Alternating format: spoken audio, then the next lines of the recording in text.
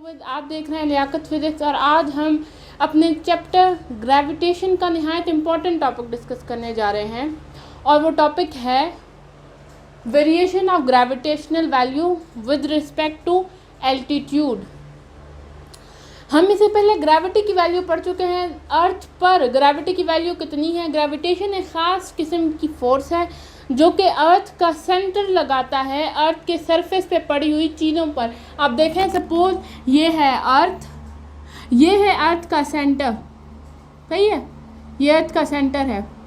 आप देख रहे हैं, इसे हम क्या कह सकते हैं, सेंटर ऑफ द अर्थ। ये जो अर्थ का सेंटर है ये सरफेस पे पड़ी हुई चीज़ों को अपनी तरफ खींचता है। और आप जानते हैं कि यूनिवर्स में जितनी चीज़ें हैं, यानी कि हम अर्थ की सरफेस पर ट्रैवल करते हैं, ट्रीज़ हैं अर्थ की सरफेस पे हैं, माउंटेन हैं अर्थ की सरफेस पे हैं, सही है, हर चीज़ अर्थ की सरफेस पे है। ये बात और है कि अर्थ की जो इनर कोर्स हैं उनके अंदर मुख्तलिफ चीज़ें हैं, लेकिन जो लाइफ है वो अर्थ की सरफेस के ऊपर है, यानी कि हम सब अर्थ की सरफेस के ऊपर रहते हैं। अब अर्थ का सेंटर फोर्स अप्लाई करता है अर्थ के सरफेस की चीज़ों पर, इनवर्ड अपनी तरफ फोर्स लगाती है, यानी कि ये चीज़ें बाहर की तरफ मूव ना करें। यहाँ पर इंसान भी हैं, ट्रीज़ भी हैं, मुख्तलिफ़ किस्म के और मूविंग व्हीकल्स भी हैं। सारी चीज़ें इस तरह से मूव करती हैं और अर्थ उनको अपनी सेंटर की तरफ खींचता है। इस ख़ास फोर्स को हम क्या कहते हैं, इस फोर्स को हम कहते हैं ग्रेविटी। क्या कहते हैं, ग्रेविटी।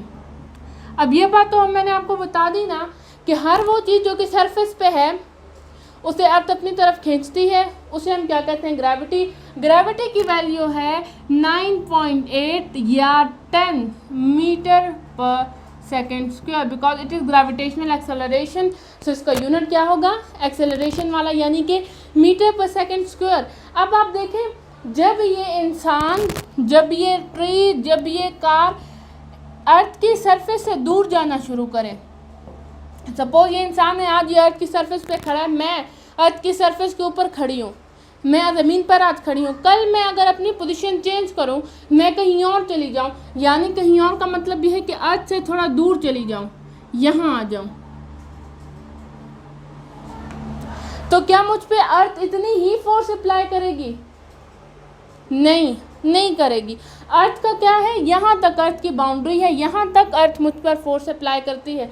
जैसे जैसे मैं दूर जाती जाऊँगी, अर्थ का जो कमांड है मुझ पर, अर्थ जिस ज़ोर से मुझ पर फोर्स अप्लाई करेगी वो कम होता जाएगा, यानी कि अर्थ का जो ज़ोर है मुझे खींचने पर, वो जो फोर्स अप्लाई कर रहा है उसका मैग्नीट्यूड कम होता जाएगा, जिसकी वजह से मैं आसानी से बाहर मूव करती जाऊंगी। जनरल आइडिया ये मैं बताना चाह रही हूँ कि आप जानते हैं कि स्पेस के अंदर ग्रेविटी की वैल्यू क्या है, 0 है। इंसान फ्लोट करता है, तैरता है हवा के अंदर स्पेस में। क्यों? क्योंकि कोई चीज़ ही नहीं है जो आपको अपनी तरफ खींचे। क्लियर हो गई ये बात? तो यही मैं बताना चाह रही हूँ कि अर्थ से जब हम दूर मूव करते जाते हैं, एल्टीट्यूड का क्या मतलब है, बुलंदी, यानी कि अगर इंसान यहाँ पर है तो यहाँ से ऊपर जाता जाए, यहाँ पर आ जाए जब, तो यहाँ तक अर्थ इतना खींच रही थी, अब ये तो हम बहुत दूर चले गए, तो अर्थ की फोर्स क्या होगी, कम होती जाएगी। तो इस किस्म के केस को आज हम डीपली डिस्कस करेंगे। इससे पहले के सेशन में हमने मास ऑफ द अर्थ फाइंड किया था कि मास ऑफ द अर्थ का इक्वेशन हम किस तरीके से फाइंड करते हैं। मास ऑफ द अर्थ के इक्वेशन से ही मैं आपको वेरिएशन ऑफ ग्रेविटी की वैल्यू बताती हूँ।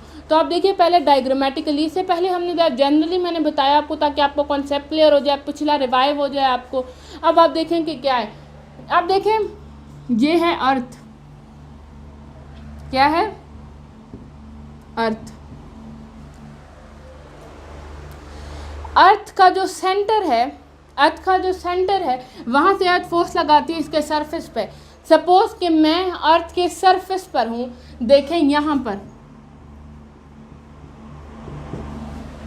मुझ पर अर्थ कितनी फोर्स अप्लाई कर रही है, यानी कितनी ग्रेविटेशनल फोर्स है मुझ पे, 9.8 मीटर पर सेकेंड, सीधी सी बात है। अगर मैं यहाँ से थोड़ा दूर चली जाऊँ, यानी थोड़ा ऊपर चली जाऊँ, यहाँ आ जाऊँ, इस बॉक्स की पोजीशन ये हो जाए, यहाँ से यहाँ तक का डिस्टेंस कितना है, रेडियस ऑफ द अर्थ के इक्वल है ना, ये रेडियस ऑफ अर्थ के इक्वल है ना, क्योंकि अर्थ सेंटर से फोर्स अप्लाई कर रही है अपने कॉर्नर तक, सरफेस तक, सरकमफेरेंस तक। आप जानते हैं कि सर्कल के हाफ जो डिस्टेंस होता है इसे हम क्या कहते हैं, रेडियस कहते हैं। तो ये अर्थ का रेडियस है, तो it is called radius of the अर्थ, इसकी कांस्टेंट वैल्यू है हमारे पास। अब जब मैंने इस बॉक्स को इस पोजीशन से इस पोजीशन पर मूव कर दिया, यानी कि वो अर्थ की सरफेस से उठकर एक और पोजीशन पर चला गया, उस डिस्टेंस को हम क्या नाम देते हैं, आप ये देख लें, ये डिस्टेंस, इस डिस्टेंस की क्या वैल्यू है, सपोज h। तो अब आप इस पोजीशन को चेक करें, इस पोजीशन को, यहाँ पर आप देखें क्या चल रहा है, एक रेडियस ऑफ द अर्थ है, साथ में RE प्लस H। पहले हमने मास ऑफ द अर्थ का फार्मूला डिराइव किया था। मास ऑफ द अर्थ का फार्मूला कुछ यूँ है, that mass of the earth is equal to small g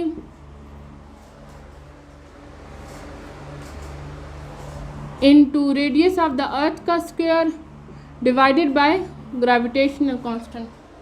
ये फार्मूला है। अब हमें क्या चाहिए, हमें g की वैल्यू चाहिए, तो हम इसे यहाँ पर डिवाइड कर देंगे, इसे वहाँ पर मल्टीप्लाई कर देंगे। ये तो स्टेप इजी है। तो वैल्यू आ जाएगी हमारे पास g इज इक्वल टू, ये यहाँ मल्टीप्लाई हो जाएगा, ME into G divided by RE, यानी कि रेडियस ऑफ द अर्थ। लेकिन यहाँ पर सिर्फ रेडियस ऑफ द अर्थ नहीं है, साथ में h भी है, तो हम क्या लिखेंगे यहाँ पर RE प्लस h का स्क्वायर। इसे कॉमन नेम कहीं पर आप दे सकते हैं कि RE प्लस h को हम दे देते हैं स्मॉल r। तो कहीं पर आप फार्मूला इस तरह से भी देखेंगे कि g is equal to ME into G divided by R square, यानी कि जब हम रेडियस ऑफ स्क्वायर और रेडियस ऑफ द अर्थ और h यानी जो डिस्टेंस है उसको ऐड कर लें, तो हमारे पास जो फिगर आएगा उसे हम स्क्वायर ले लें, तो ये हमारे पास क्या होगी, ये हमारे पास वेरिएशन की वैल्यू आ जाएगी, जो कि विद रिस्पेक्ट टू एल्टीट्यूड आएगी। ये कॉमन एग्जांपल है कि अगर आप कराची में या पंजाब के प्लेन्स में ग्रेविटी की वैल्यू फील करेंगे तो वो ज़्यादा होगी एज़ कम्पेयर टू अगर आप माउंटेनियस रेंजेस में होंगे, अगर आप गिलगित में होंगे, स्कर्दू में होंगे, मरी में होंगे, ये बहुत कम फिगर होगा, बहुत थोड़ा डिफरेंस होगा। लेकिन अगर बहुत बड़ी बड़ी जगहों पर आप जाते हैं, जैसे कि आप माउंट एवरेस्ट और K2 की चोटियों पर हैं, और अगर आप बिल्कुल ही प्लेन एरियाज में हैं, तो वहाँ पर बाकायदा आप ग्रेविटी में फील करेंगे कि वेरिएशन आ रही है अर्थ पर ही। तो आप सोचें कि जब हम अर्थ की सरफेस से बाहर जाते होंगे तो ख़ुद भी हमारे पास जो ग्रेविटी है उसमें फ़र्क पैदा होता है। ये जो चैप्टर है ग्रेविटेशन स्टूडेंट्स, ये सिर्फ और सिर्फ प्रैक्टिस का और उनका चैप्टर नहीं है कि आपने सिर्फ न्यूमेरिकल सीखना है। ये चैप्टर नहायत इम्पॉर्टेंट है। ये चैप्टर हमें यूनिवर्स का बिहेवियर बताता है, तो आपने इस चैप्टर को पहले समझना है। मैथमेटिकल प्रूफ अपनी जगह which is very important. Physics में हम कोई चीज़ मैथमेटिकल प्रूफ के अलावा प्रूफ कर ही नहीं सकते, लेकिन इन सब चीज़ों के अलावा आपने अपना कॉन्सेप्ट बनाना है। ये बात पहले से ही आपको क्लियर होनी चाहिए कि हम ज़मीन पर हैं तो फोर्स ज़्यादा अप्लाई होगी, सीधी सी बात है। जब ज़मीन से बाहर जा रहे हैं तो वो फोर्स कम होती जा रही है, तो इस वजह से फोर्स के कम होने की वजह से वो इम्पैक्ट भी कम होता जा रहा है। इसीलिए तो हम जब बिल्कुल ज़मीन की जो ग्रेविटेशनल फील्ड है उससे बाहर निकलते हैं तो हम उसे स्पेस कहते हैं, जहाँ पे कोई फोर्स नहीं होती। तो ये उसका मैथमेटिकल फार्मूला है, G is equal to mass of the earth multiply gravitation, और साथ में RE यानी रेडियस ऑफ अर्थ, और जितनी हाइट उसने ट्रैवल की है उन दोनों को ऐड कर लें, फिर उनका स्क्वायर ले लें, तो ये हमारे पास मैथमेटिकल प्रूफ आ जाता है। So thank you so much for watching.